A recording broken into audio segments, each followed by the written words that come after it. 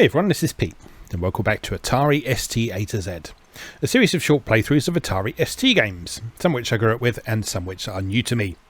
Today is one of the latter, although this is one I was familiar with from reading magazine articles and stuff back in the day. I've just never actually played it myself. This is Vroom, which was a 1991 release from Lancor, I think that's how you pronounce it, who were a French developer if I remember correctly.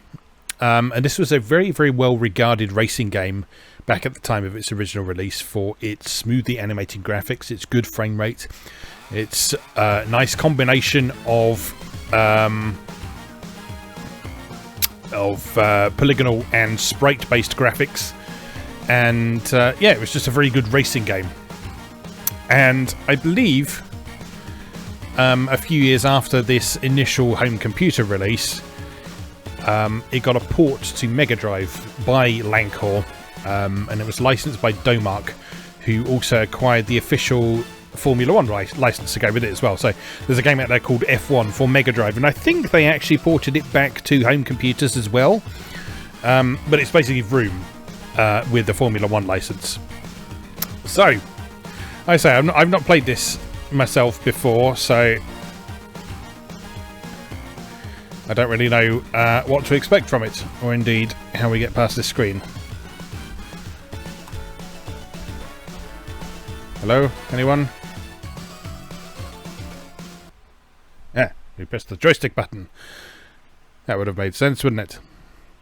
Okay, so, let's say I don't know a ton about this game other than the fact that it's a first-person racing game, which was relatively unusual at the time. And it uses a combination of polygons and sprites to show you how it all works. So,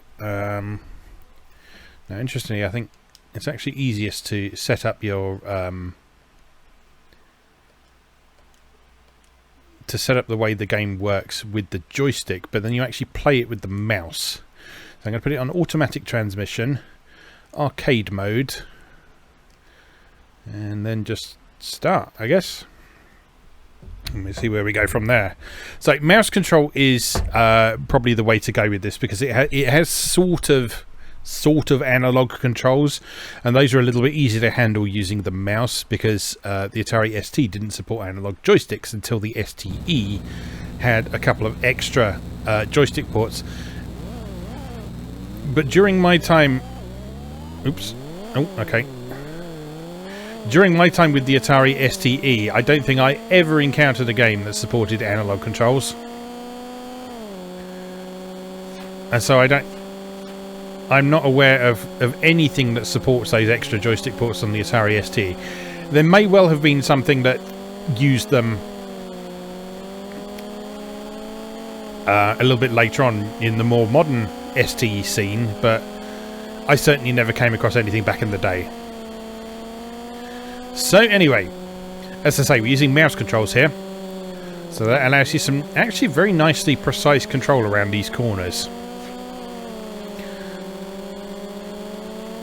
as well as a lot more precision over acceleration and braking than you might typically expect from a game like this. The reason for that is that you actually push forwards and backwards on the mouse to accelerate and brake, which is very unusual. But if you look on the car's cockpit, you'll see a little gauge that's going up and down next to the speedometer. And that's basically showing whether you're accelerating or decelerating and how hard you're doing either of those things. So at the moment it's pushed all the way forward, so I've basically got my foot to the floor and I'm accelerating as much as possible.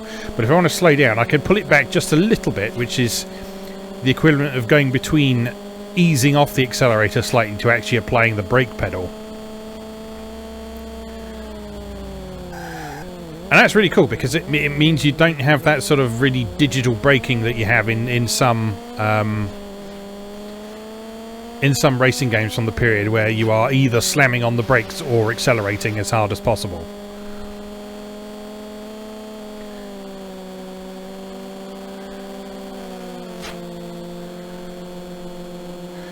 I can see what people mean about how smooth this goes. Like, look at how smoothly that's animating.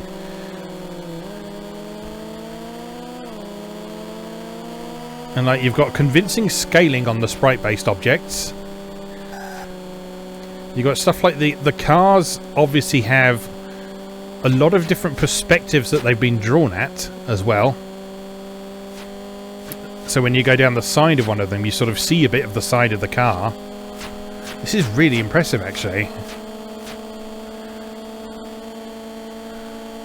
Couple that with the sheer clip it's going at, and in fact we've got digitized sounds. In fact, multi-channel digitized sounds.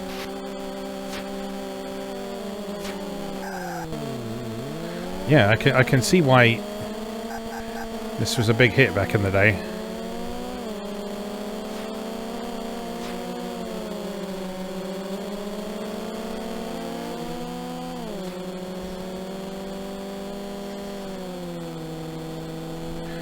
It's just got a really nice, smooth feeling around those corners. So sort of steering around those corners, yeah, it's got that nice feeling that you're not sort of having to slam the steering wheel from side to side.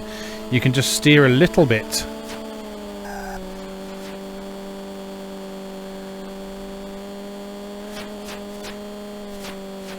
Which is something that some driving games today still don't quite nail, even with analog controls.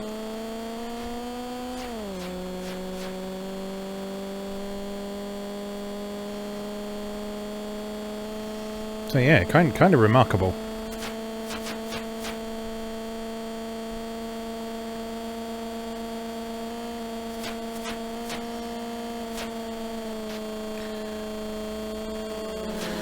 Yeah, I believe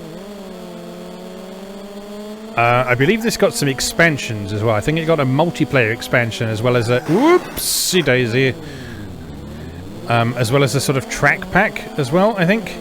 I don't know how many tracks there are in this base game here, but there's certainly a fair few. But it then got an expansion disc with a bunch of extra ones, and then, as I say, it then got that F1 version that was published through Domark.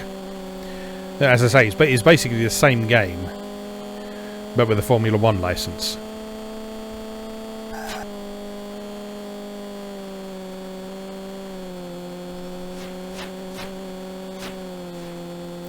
Now, gameplay-wise, this actually kind of plays as a vanishing point racer rather than a true 3D racer. In that when you steer, you go from side to side rather than actually turning. But with how well the graphics are implemented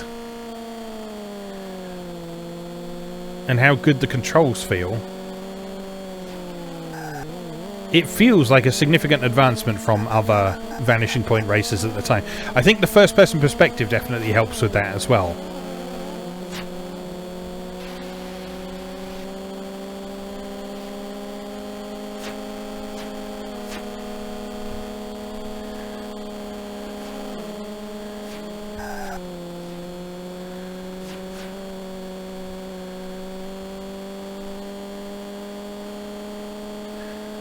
Even if that first-person perspective is basically implemented in the same way as a third-person vanishing point racer, so your car cockpit is basically a sprite that determines things like collisions and so on. But it works really well. There's an excellent sensation of speed, a really good feeling of control.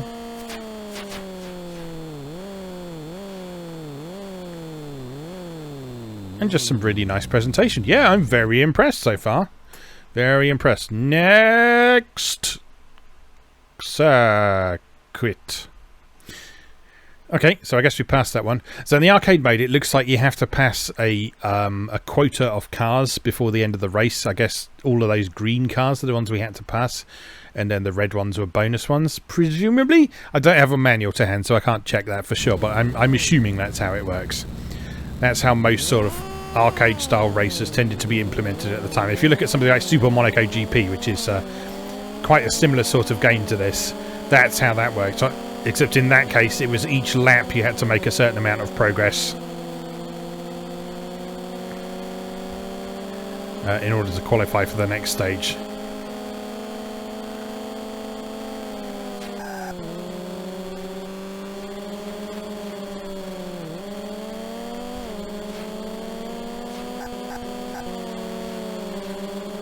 Yeah, I'm really impressed with this.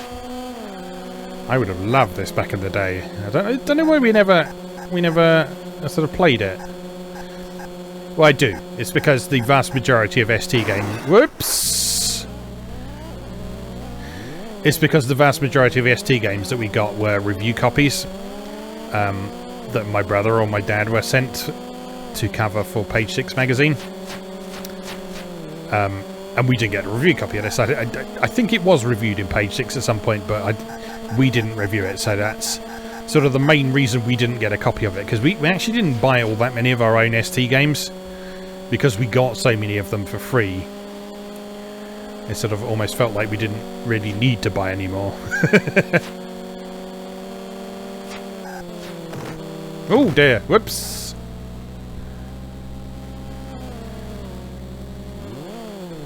But yeah, I'm pretty sure I would have absolutely loved this back in the day. I'm not doing very well on this course, am I? I've lost all that lovely progress I made right at the start.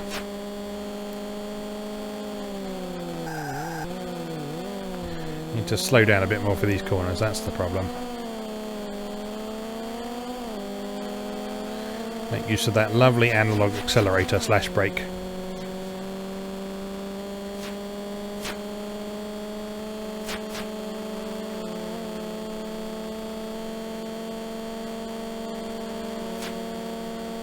There we go. That's more like it.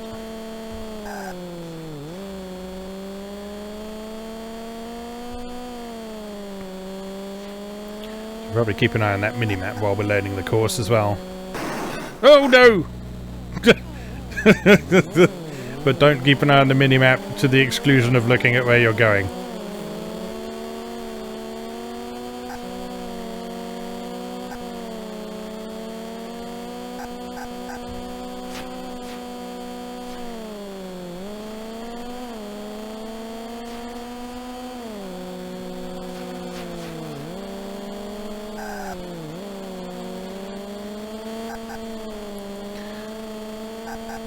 So again, I don't have the manual with me to confirm this, but I would assume that the other modes in this take into account damage and stuff like that, so you'd have to drop into the pits to actually repair the damage that you sustain, or maybe even, yeah, you maybe even have to retire from the race if you sustain too much damage or knock your wheel off, as I've done several times in this race already.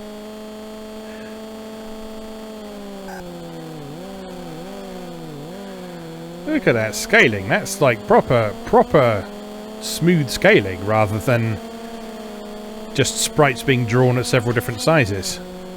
Very impressive.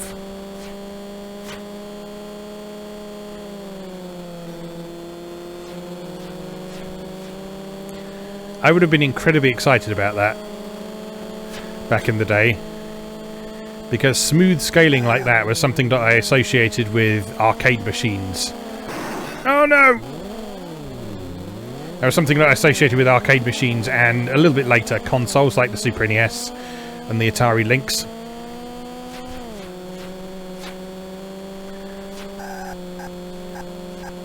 And so seeing the humble ST, which I knew had its limitations. I always knew the ST had its limitations. Oh no! But seeing it being able to...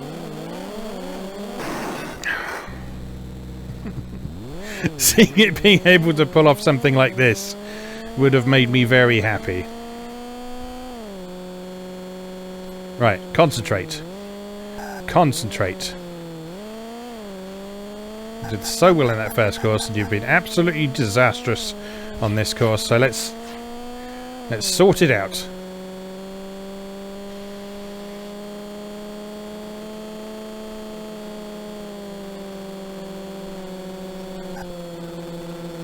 Mirror signal maneuver? Bump? No. There we go. Get out of my way or I will drive over you.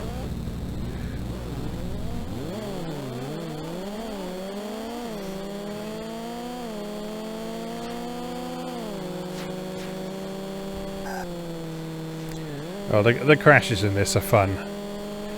I think the sort of polygon graphics engine really helps with that, because it allows it to sort of tilt the camera angle up and down and do those ridiculous feeling things where you're flung into the air and that sort of thing. Right, that's more like it. No! Oh! Oh! I felt that.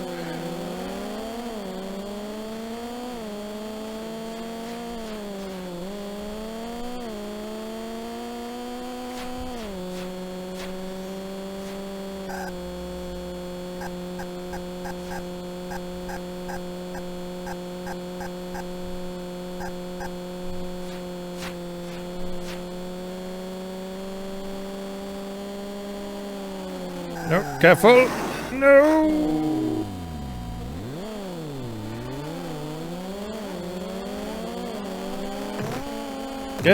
Oh! Oh no, look at them all go! Look at them all go past me! Taking advantage of my weakness. Stop them!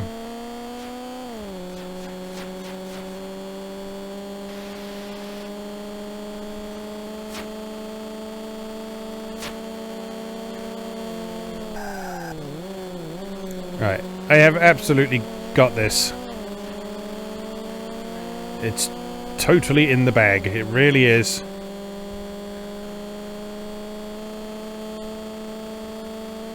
I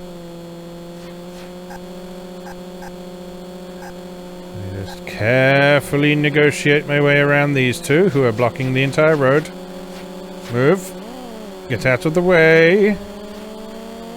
Thank you. That red car's going to give me some trouble. Ah, there we are. I think we've finally reached our quota.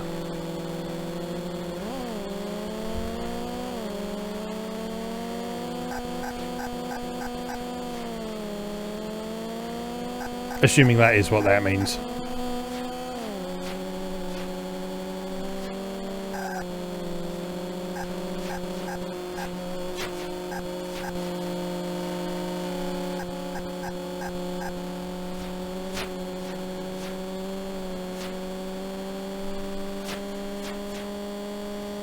Vroom. That's why this game is called that. Because it makes you want to go vroom.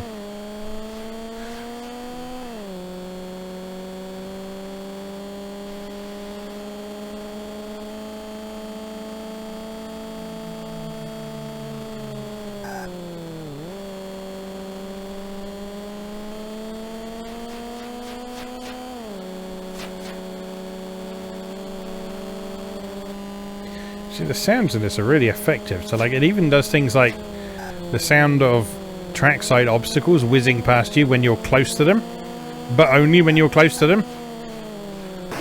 Oh! And again, that sort of quasi-positional audio is quite unusual to see at the time.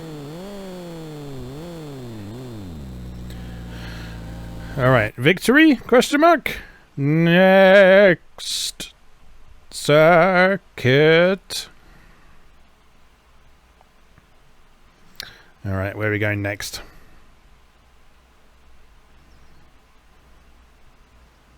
After a short loading break.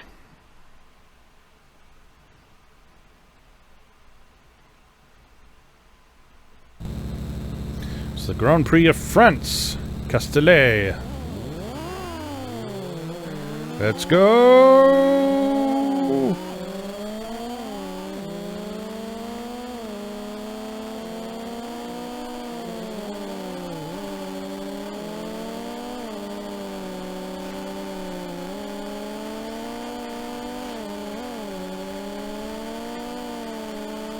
Move. No, that's a tree. Well, we're off to a wonderful start.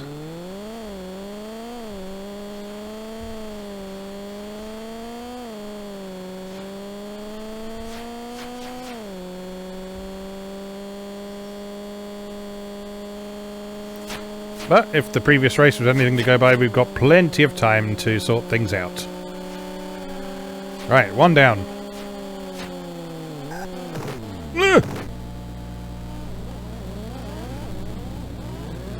None down.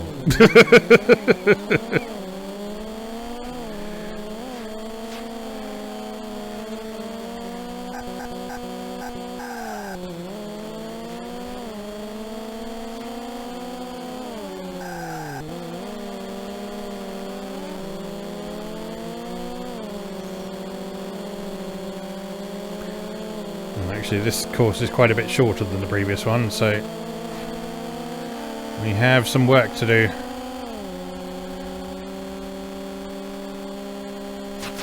You lapped me. I'm not standing for this. You haven't lapped me, no. No! It's the same tree as last time.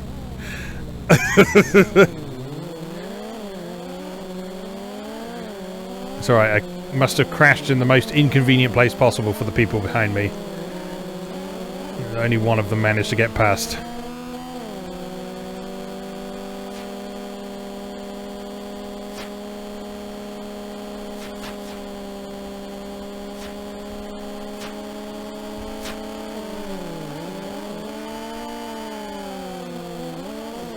Out of my way, pathetic human drivers!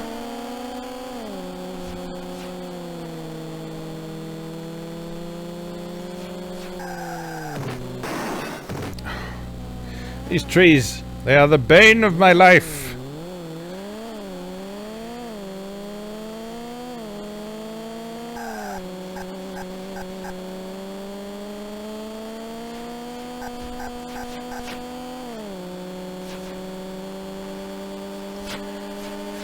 I'm not super confident I'm going to pull this one off. I will level with you.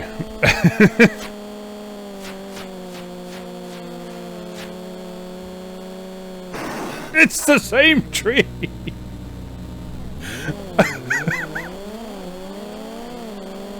It's the same tree!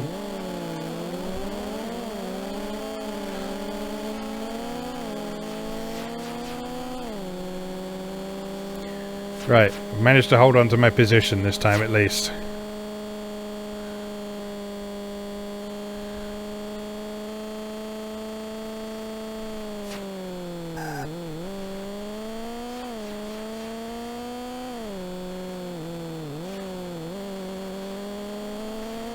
Bumpy, bumpy, bumpy.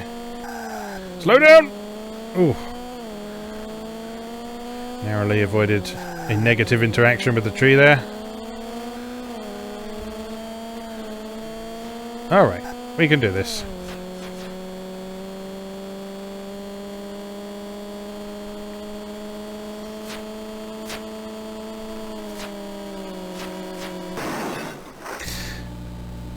Maybe we can't do this.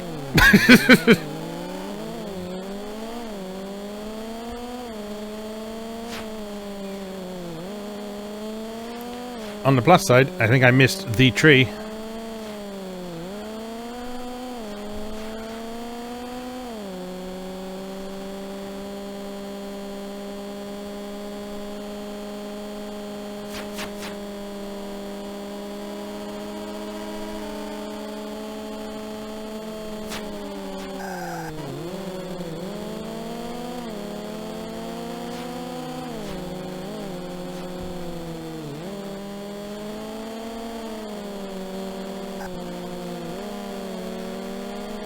Move.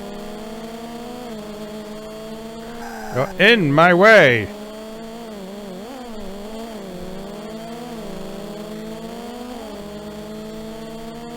Alright, I think we got one more lap left to pull this off. I don't think it's going to happen. But all we can do is try. All we can do is try. All we can do is try not to crash into that tree. You know the one. That one. Right, well, if nothing else, we've improved on this track. If nothing else. And indeed, there is really nothing else to be proud of right now. No, no!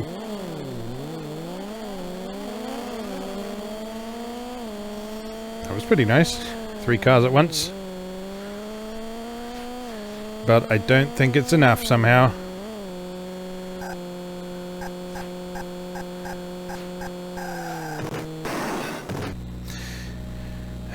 That's not going to help, is it? Is it now?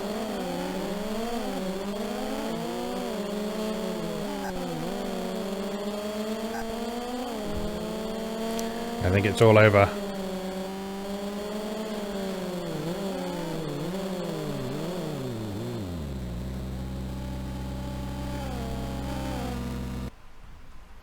Yep, that's the end of that. Anyway, we had a good run of 3 stages. That was very enjoyable, though. I like that a lot. So yeah, I can see why this is still a very well liked game for Atari ST today, and I will be spending a bit more time with that, I'm sure. May have to check out the Mega Drive version as well, because I understand that that's actually surprisingly good for sort of a 3D game on the Mega Drive. So yeah, be sure to check that out if you have a means of doing so. Anyway, let's leave that there for now. As always, thank you very much for watching, and I'll see you again next time.